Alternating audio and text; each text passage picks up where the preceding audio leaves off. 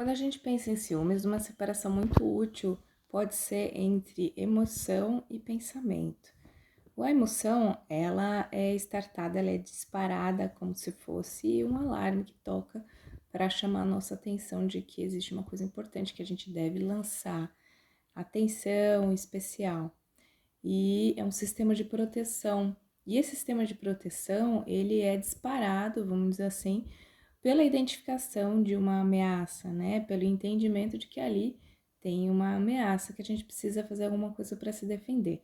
Só que o que acontece é que esse sistema ele pode ser disparado, inclusive, quando existe uma interpretação equivocada da ameaça, quando na verdade o que tem ali não é um risco real. Vamos pensar, por exemplo, numa criança que tem medo do bicho-papão embaixo da cama.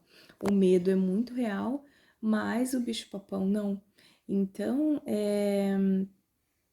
a gente entende na não monogamia que várias crenças ao longo do nosso crescimento, da nossa vida, são formadas, crenças equivocadas, e essas crenças costumam disparar os nossos ciúmes, a insegurança, enfim, nossos medos com muita frequência, de uma maneira muito dolorosa, e a gente pode ir desfazendo essas crenças, é um processo para que a gente torne a experiência na poliafetividade uma coisa mais salubre.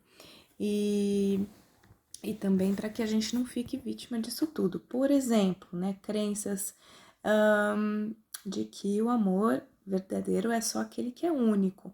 Então, amor válido é só e somente só aquele em que eu só tenho interesse e desejo por uma pessoa perpetuamente. E quando isso não acontece, tudo se invalida.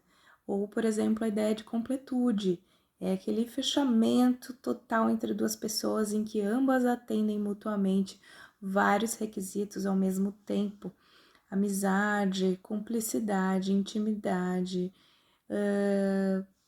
compatibilidade de rotina, de plano de vida, sexo, enfim. O que é muito difícil, né? Esse fechamento total entre duas pessoas, e que a gente sabe que muitas relações e parcerias podem super valer a pena por coisas bem específicas ou não atender todos os critérios e ainda assim serem muito significativos na nossa vida. Ou, por exemplo, a ideia de que você precisa ser a pessoa mais amada, pela a pessoa pela qual a outra tem sentimentos mais fortes do presente, do passado e do futuro. Então, essa posição de primeiro lugar, ela é muito difícil, né? E muito rara e fica até insustentável se a gente for pensar, porque a gente tem valores diferentes, a gente tem significados diferentes em relação a momentos de vida diferentes também, né? E não é só uma régua que mede as pessoas, não tem só um valor, e a coisa é mais complexa, né? Então, a gente vai, ao longo da experiência na poliafetividade, desfazendo essas crenças, é um processo. Vamos lembrar de novo da criança que tem o medo do bicho-papão. Não vai ser de uma hora para outra que ela vai desfazer esse medo. Não é só falar para ela que não tem bicho-papão, não é só ela ler na internet que o bicho-papão não existe.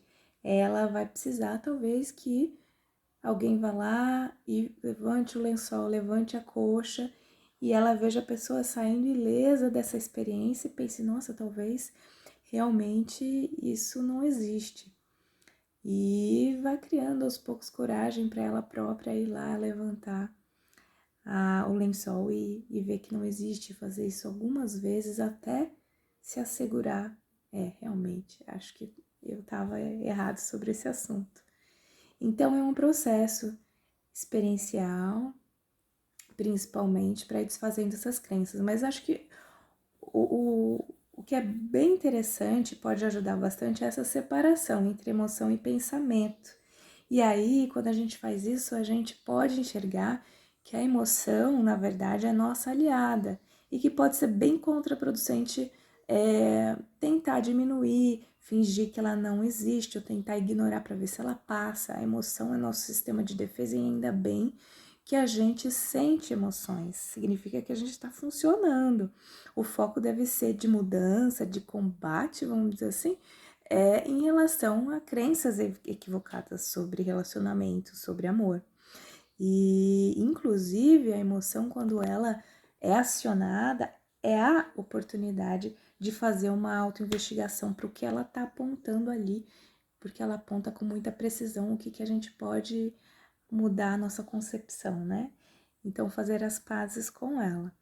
A gente não vai parar de sentir medo, a gente não vai parar de sentir insegurança, enfim, ciúme, né? Se a gente pode continuar usando essa palavra ao longo das experiências na poliafetividade, na não monogamia, mas a gente vai complexificar o nosso olhar acerca das nossas experiências, do que vai acontecendo, nos tornando mais capaz de identificar o que é realmente uma ameaça, o que é um risco contundente, de fato, né? O que é uma perda contundente, real, palpável. Então, é isso. Espero que essa ferramenta te ajude e comenta aqui embaixo o que você achou. Dá uma curtida também. Um beijo.